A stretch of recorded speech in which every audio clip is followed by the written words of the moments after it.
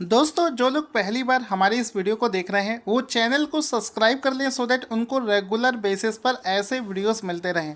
आज के पहले क्वेश्चन से शुरुआत करते हैं।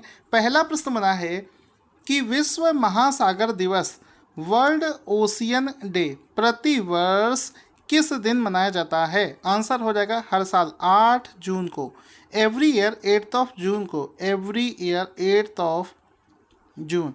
हर साल 8 जून को विश्व महासागर दिवस मनाया जाता है, वर्ल्ड ओशियन डे मनाया जाता है।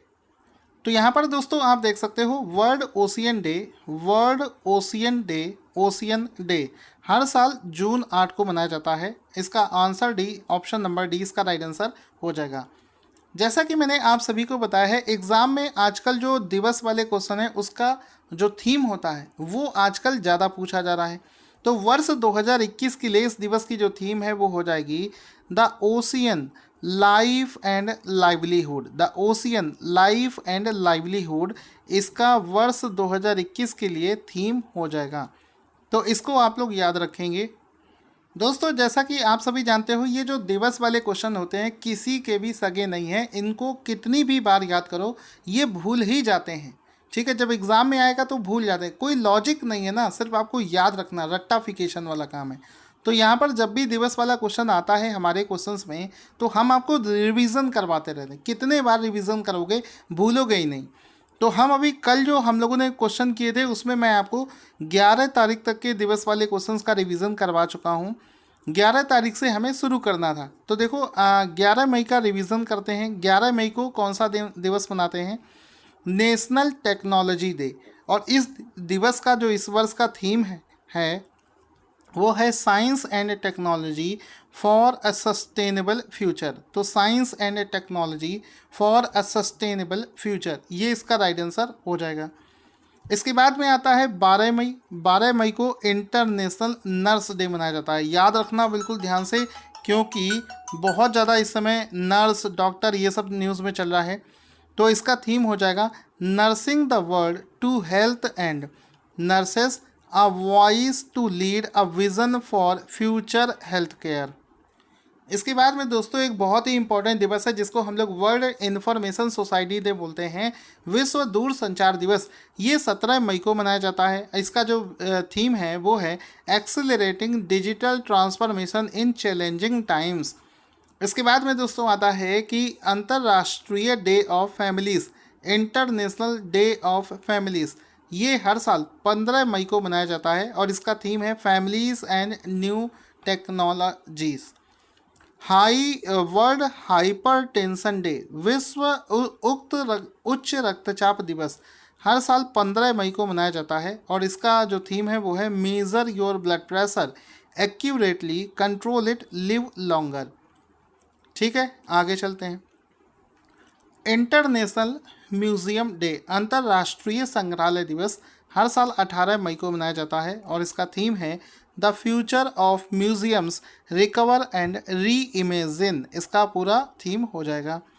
World world AIDS vaccine day, विश्व एड्स वैक्सीन डे हर साल 18 मई को मनाया जाता है।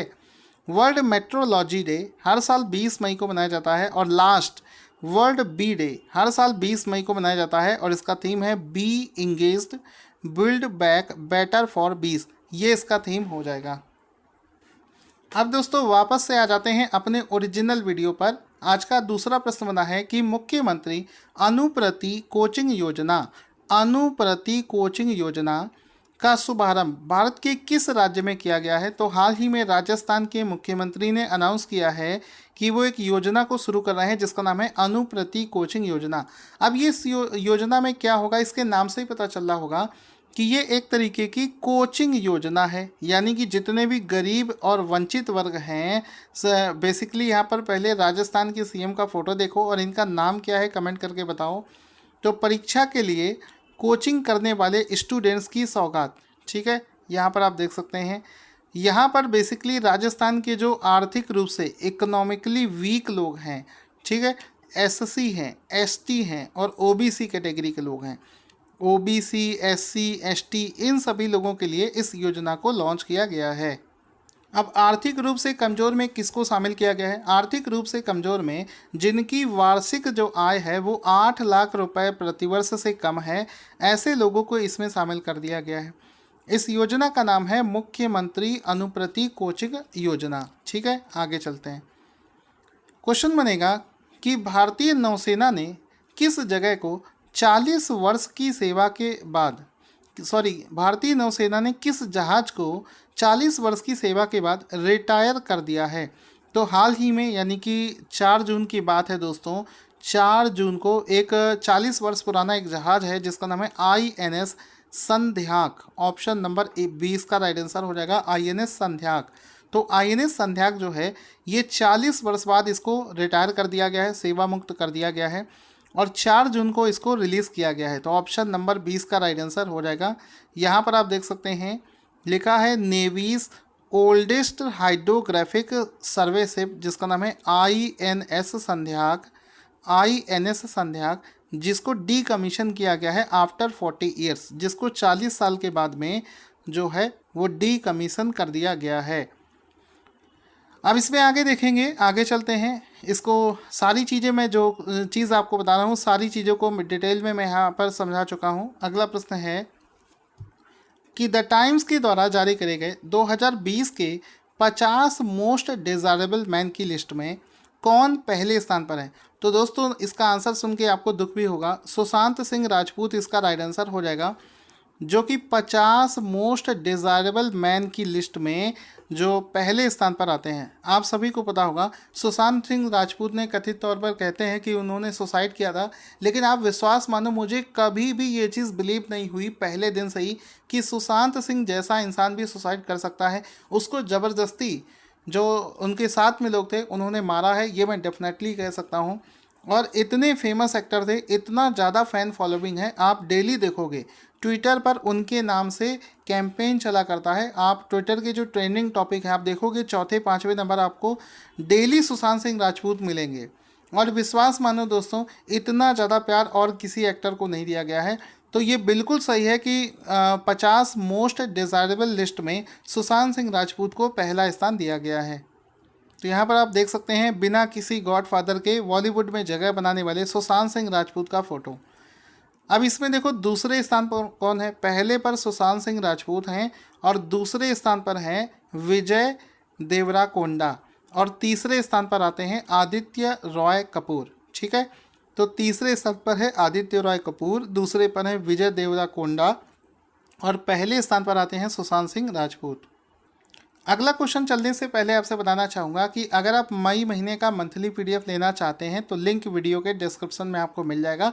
रिवीजन करना शुरू कर दो, एग्ज़ाम कभी भी आ सकता है। क्वेश्चन हो जाएगा कि हाल ही में रायमोना को किस राज्य का नया नेशनल पार्क घोषित कर दिया गया है?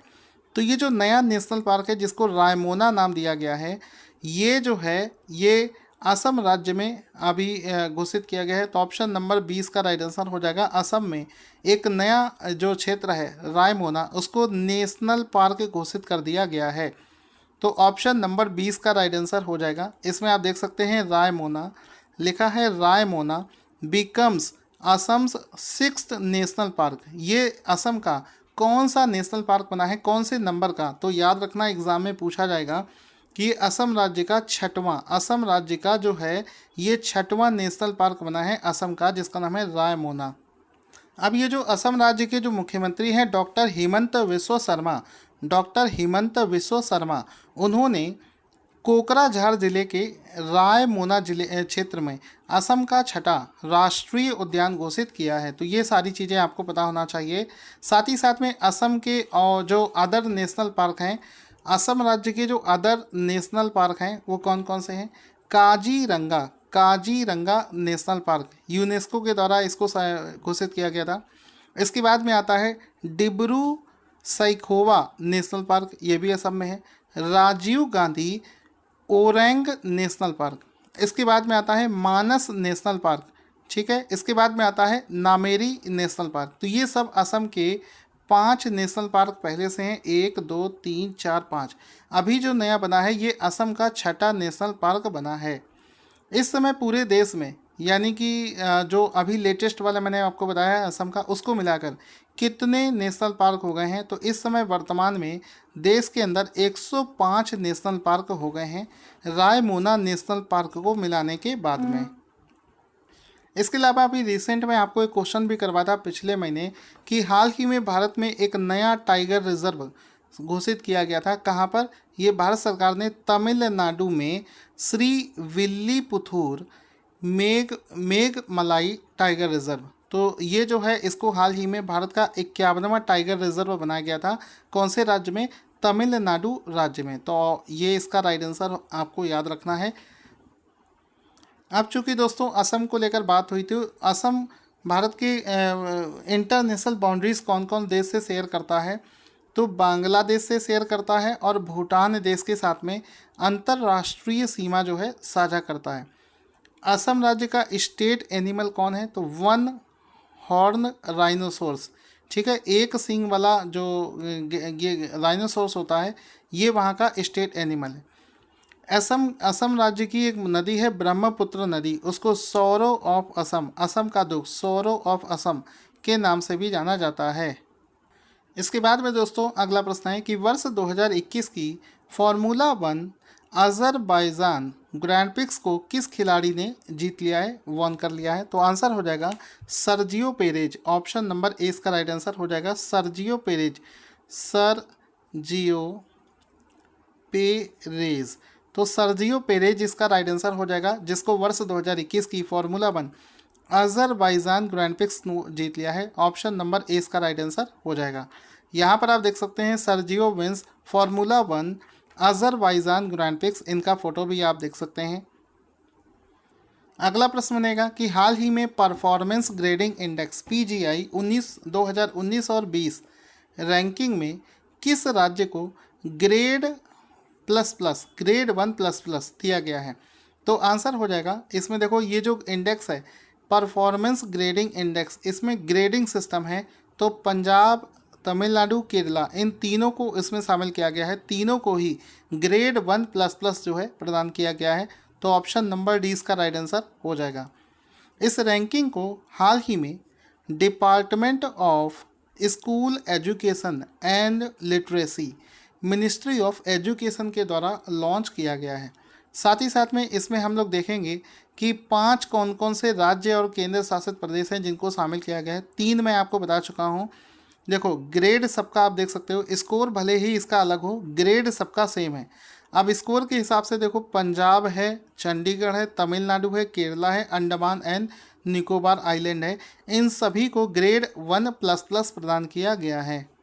दोस्तों 1 सेकंड से भी कम का समय लगेगा, वीडियो को लाइक जरूर कर देना। क्वेश्चन है कि हाल ही में रिलीज़ किए गए Times Higher Education Asia university ranking 2019 में किस यूनिवर्सिटी को पहला स्थान प्राप्त हुआ है? तो आंसर हो जाएगा सिंगुआ यूनिवर्सिटी चाइना। तो सिंगुआ यूनिवर्सिटी चाइना जो है इसको पहला स्थान प्राप्त हुआ है। ऑप्शन नंबर सी इसका राइट आंसर हो जाएगा। तो हाल ही में रिलीज़ किए गए Times Higher Education Asia university ranking 2021 में सिंगुआ यूनिवर्सिटी चाइना को पहला स्थान प्राप्त हुआ है। ऑप्शन नंबर सी इसका राइट आंसर हो जाएगा।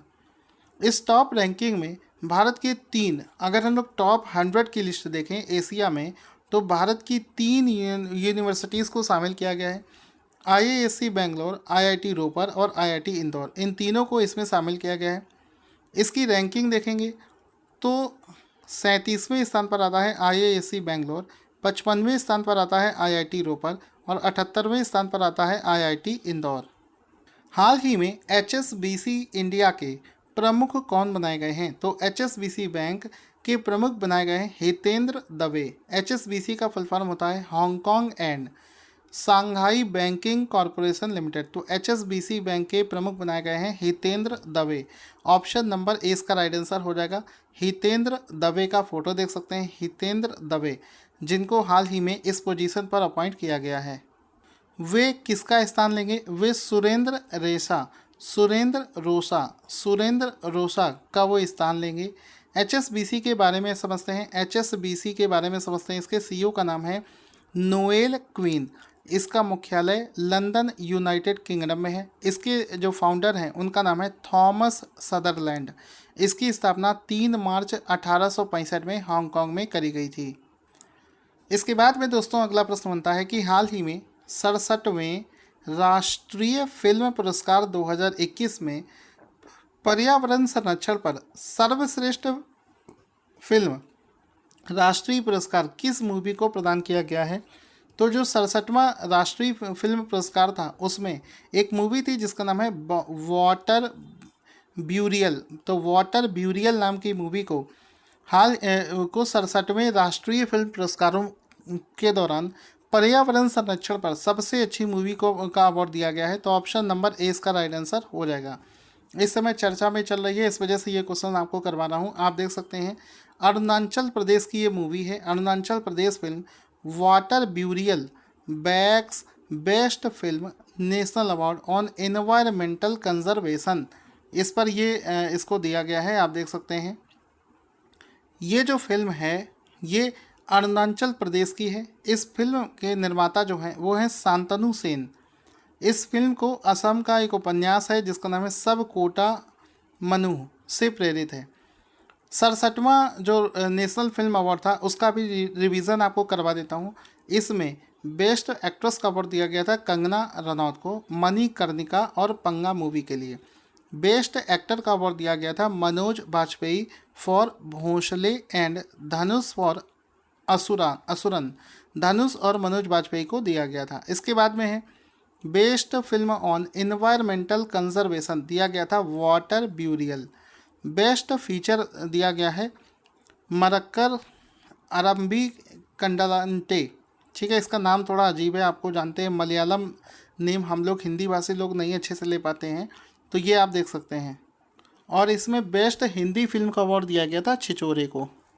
दोस्तों आज का क्वेश्चन जिसका आंसर आपको देना है स्क्रीन पर आपको दिख रहा होगा। जल्दी से कमेंट बॉक्स में इस क्वेश्चन का आंसर लिखना ना भूलें। Thank you for watching this awesome video.